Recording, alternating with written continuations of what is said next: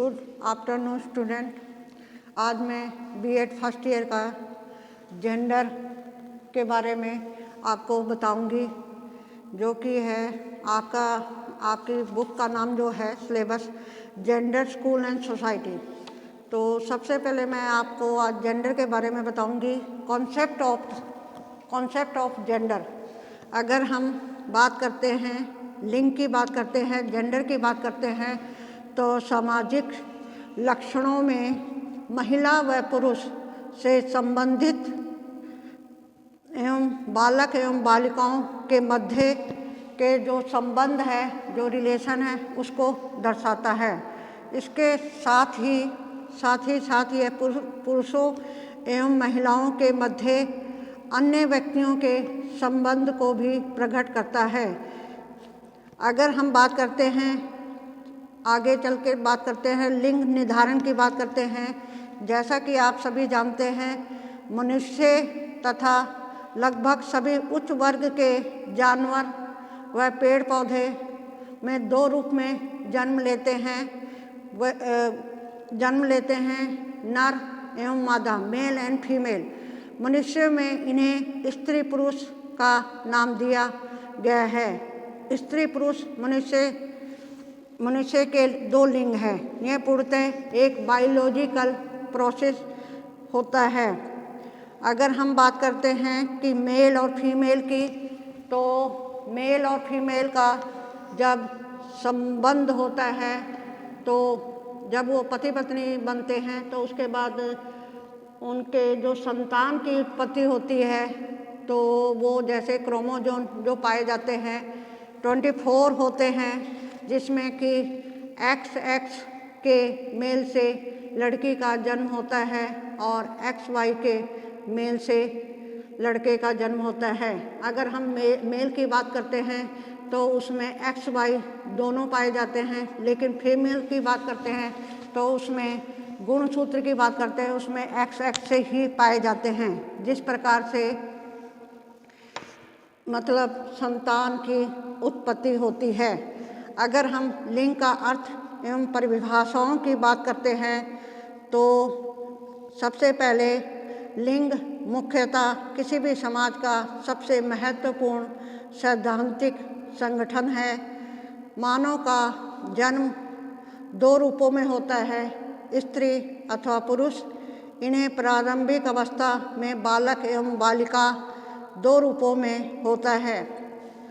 इस प्रकार से अगर हम बात करते हैं, WHO के अनुसार बात करते हैं या विश्व संगठन के अनुसार बात करते हैं, तो लिंग पुरुष एवं महिलाओं के लिए सामाजिक संरचित भूमिकाओं, व्यवहारों, गतिविधियों एवं लक्षणों की एक प्रदत्त समाज में उपयुक्त व्यवस्था है, जबकि सेक्स तथा इससे संबंधित जैविक प्रक्रिया आनुभाविक रूप से अभिक्रमित है।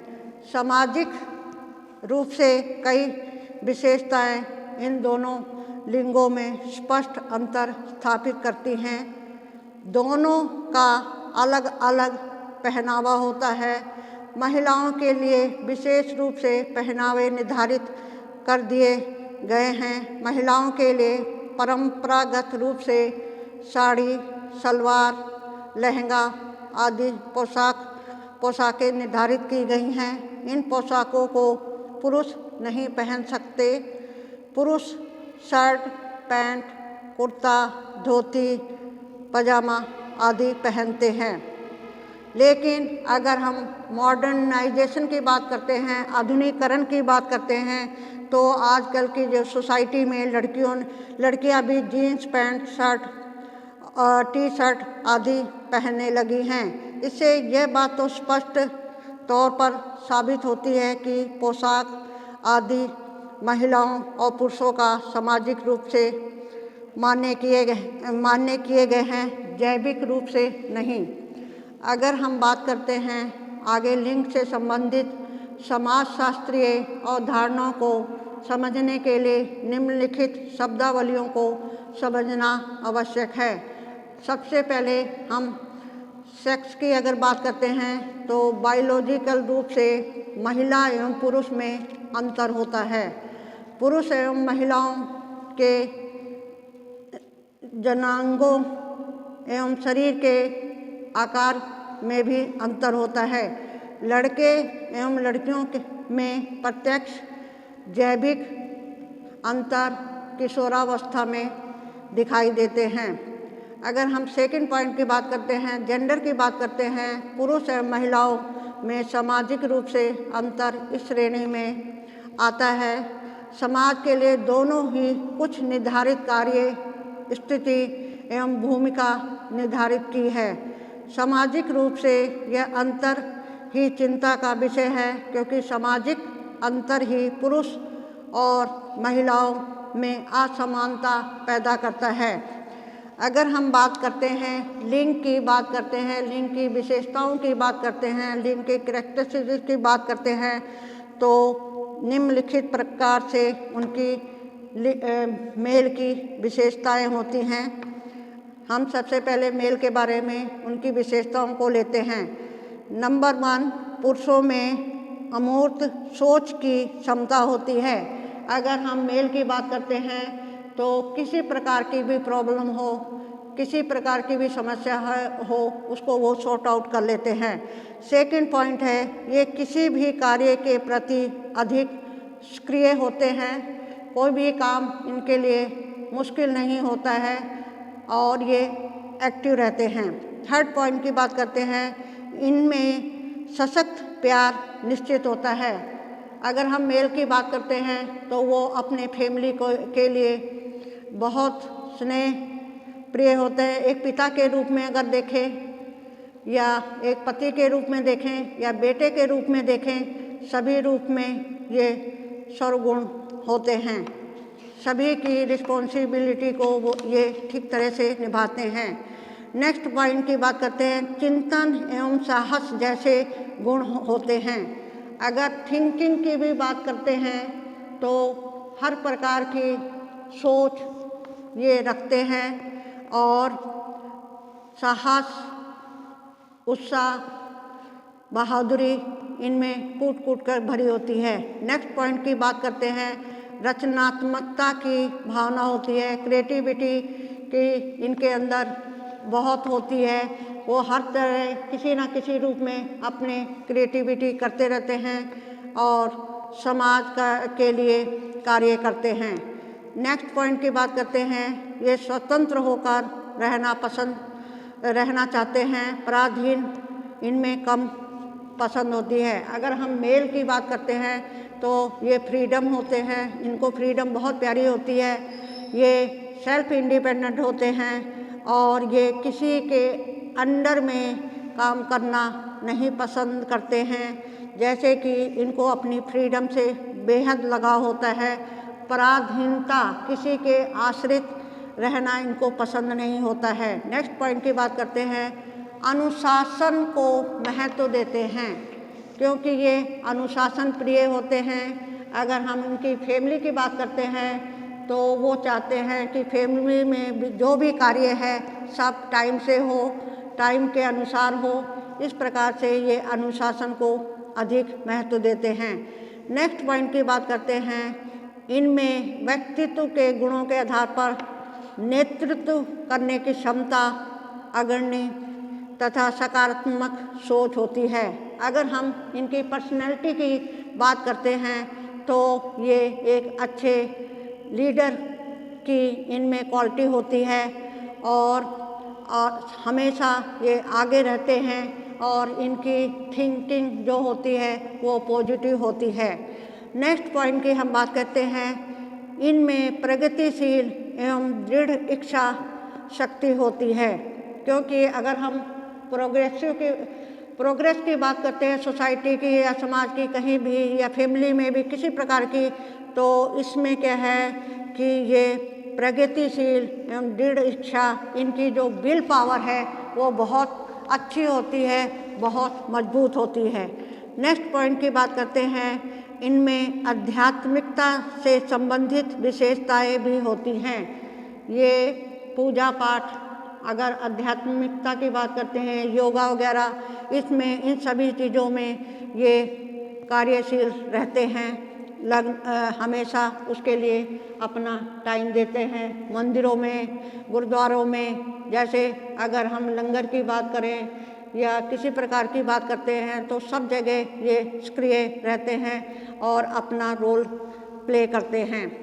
नेक्स्ट पॉइंट, अब हम फीमेल की बात करते हैं। फीमेल की करैक्टरिस्टिक की बात करते हैं कि स्त्री के अंदर कौन कौन सी क्वालिटी होती हैं, कौन कौन सी विशेषताएं होती हैं। तो उनके अंदर निम्नलिखित विशेषताएं होती हैं। नंबर 1, इनमें समय के लाभ, अपने आप को परिस्थितियों के अनुकूल ढालने की क्षमता निहित होती है।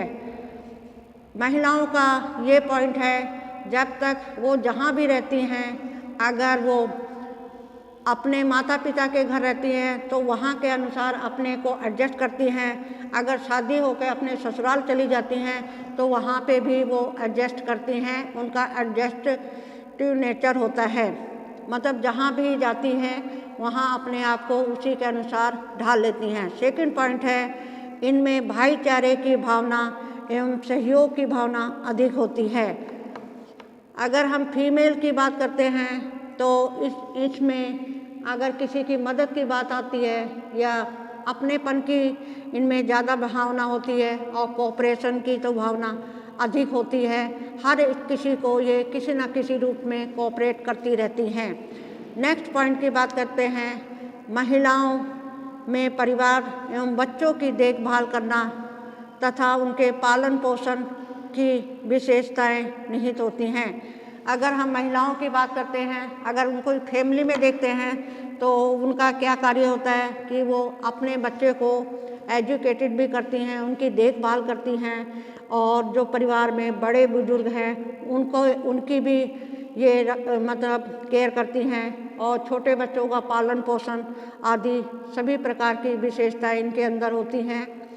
नेक्स्ट पॉइंट की बात करते हैं, स्त्रियां मेहनती होती हैं तथा उनमें शिष्टाचार के गुण होते हैं। क्योंकि अगर हम फीमेल की बात करते हैं तो हार्ड वर्किंग होती हैं और शिष्टाचार, मोरल वैल्यू आदि की जो क्वालिटी है वो उनमें होती है। नेक्स्ट पॉइंट की बात करते हैं, स्त्रियों के निस्वार्थ प्यार और परिश्रमशीलता जैसी विशेषताएं होती हैं। स्त्रियां की बात हम अगर कर रहे हैं तो उसमें स्वार्थ से रह के कोई भी कार्य नहीं करती हैं। अगर अपने बच्चे को भी प्यार करेंगी तो निस्वार्थ होकर प्यार देंगी, स्नेह देंगी। उनके आगे तो देवता भी नतमस्तक होते हैं। क्योंकि अगर मेहनत की बात करते हैं, हार्ड वर्किंग की भी बात करते हैं तो ऐसी भी क्वालिटी उनके अंदर पाई जाती हैं। नेक्स्ट पॉइंट, स्त्रियां पुरुषों की अपेक्षा अधिक दयालु, सद्भावनापूर्ण व्यवहार करने में अग्रणी होती हैं। अगर हम बात करते हैं मेल और फीमेल की कंपेयर करते हैं तो मेल की अपेक्षा स्त्रियां अधिक दयालु होती हैं और सद्भावनापूर्वक व्यवहार करती हैं। कोई भी आ जाए उसको आदर सत्कार वगैरह करती हैं, उसमें सबसे आगे रहती हैं। फिर नेक्स्ट पॉइंट की बात करते हैं, स्त्रियों में सहन शक्ति एवं ग्रहणशीलता जैसी विशेषताएं भी होती हैं। स्त्रियों की बात करते हैं, पेशेंस की बात करते हैं तो उनमें बहुत ज़्यादा होती हैं। वो मतलब कभी भी ऐसा नहीं दिखाती हैं कि सहनशीलता के बारे में जब कहीं नाम लिया जाता है पुरुषों की अपेक्षा महिलाओं में अधिक होती है। और ग्रहण करना, किसी प्रकार से कहीं से भी कुछ चीज़ को ग्रहण करना, इस प्रकार की विशेषताएं भी उनके अंदर मौजूद रहती हैं। ये नेक्स्ट पॉइंट की बात करते हैं, ये एक दूसरे से बहुत जल्दी मित्रवत व्यवहार करती हैं तथा साथ में इसमें कूटनीतिक का भाव भी निहित होता है।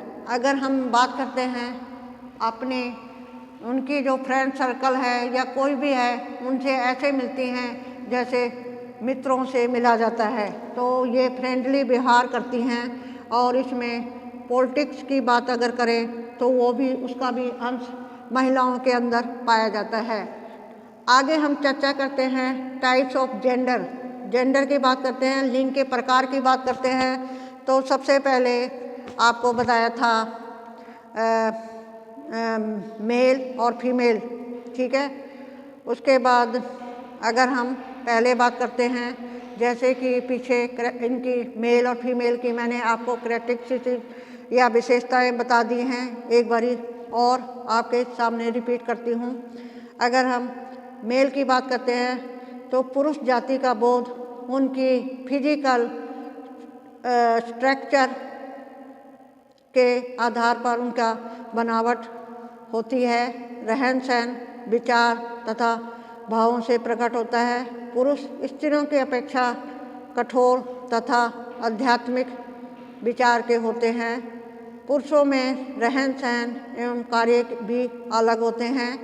समाज के साथ साथ पुरुषों में दाढ़ी मूंछ आदि आने लगती है तथा अनेक फिजिकल चेंजेस के कारण पुरुष जाति का बोध होता है।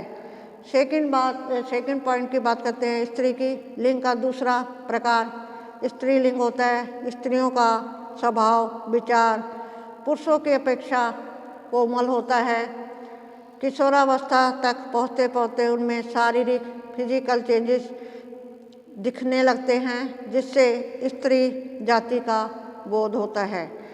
स्त्रियों की आवाज़ मधुर तथा सुरीली होती है। इनका रहन सहन तथा वेशभूषा भी अलग होता है। स्त्रियां स्वभाव से ही लज्जाशील तथा दयालु होती हैं। स्त्रियां भौतिकवादी विचारों को अधिक मान्यता देती हैं। तृतीय थर्ड किन्नर, थर्ड जेंडर की बात करते हैं। इसके अंतर्गत ऐसे व्यक्ति आते हैं जो तो ना पूर्ण रूप से पुरुष होते हैं, ना पूर्ण रूप से स्त्री होते हैं। इनका एक अलग समाज होता है। इनमें संतानोत्पत्ति की क्षमता नहीं होती है। इन्हें द्विआधारी लिंग भी कहते हैं। इनके व्यवहार प्रतिक्रियाएं तथा सामाजिक कार्य अपने समाज के अनुसार होते हैं। वर्तमान समय में इन्हें भी सामान्य लोगों की तरह सभी अधिकार प्रदान किए जा रहे हैं। लिंग का एक प्रकार का उभय लिंग भी है। इसके अंतर्गत ऐसे लोग भी होते हैं जो शारीरिक रूप से पुरुष या स्त्री होते हैं और लेकिन अपने विचार व्यवहार भाव रहन सहन तथा प्रतिक्रियाएं इनकी विपरीत होती हैं। जैसे शारीरिक रूप से कोई पुरुष है लेकिन उसके विचार व्यवहार आदतें प्रतिक्रियाएं रहन सहन एवं रुचि विपरीत लिंग की तरह होती हैं। उन्हें उभयलिंगी कहा जाता है। अधिकांशतः ऐसे लोगों का विचार अंतरलिंगी होते हैं। जर्मनी भाषा में इन्हें यूरोनियन कहा जाता है, अर्थात एक पुरुष के शरीर में एक महिला मानस। इस प्रकार उपयुक्त विवेचना के आधार पर यह स्पष्ट होता है कि लिंग मुख्यतः रूप से पुरुष एवं स्त्री के रूप में होते हैं, किंतु प्राकृतिक आपदाओं के कारण उभय लिंग एवं नपुंसक लिंग भी होते हैं। समाज अधिकांशतः पुरुष एवं स्त्री को ही मान्यता देता है, क्योंकि इन लिंगों के लोगों की संख्या अधिक है तथा अन्य लिंगों की संख्या कम है। वर्तमान समय में प्रशासन द्वारा सभी लिंगों का समान अधिकार प्रदान किया गया है तथा उसे सुचारू रूप से क्रियान्वित करने का प्रयास भी किया जा रहा है।